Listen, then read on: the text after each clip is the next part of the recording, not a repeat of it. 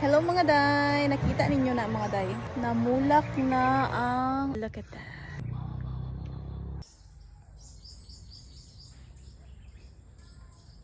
Mauni siya'y bulak sa mangustin mga day. Lipay kayo si Inday kay perti yung daghana sa iyang bulak, unya makalibre na punta og prutas sa mangustin. Kay perti mang daghanag dahon nga sagbot diri mga day tungod sa kusog kayo nga hangin gahapon mo nang atuan ni siyang siligan. Kada buntag mao gyud ni atong trabahoon kay para nindot ang palibot. Pagkahuman ana mo plastar na dayon si Inday sa iyang lamisa nga magic. Ganahan jud ko ani nga lamisa mga day kay portable ra gyud kayo siya.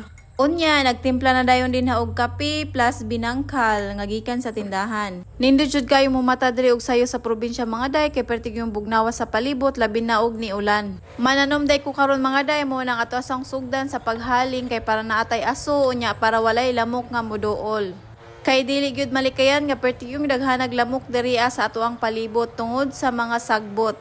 Ako ang gitanom di ani ang sibuyas dahonan ug ako apong gibalhin ang kamatis. Gilimpyuhan na dayon ni Inday ang iyang alugbatihan nga nagsalingsing na.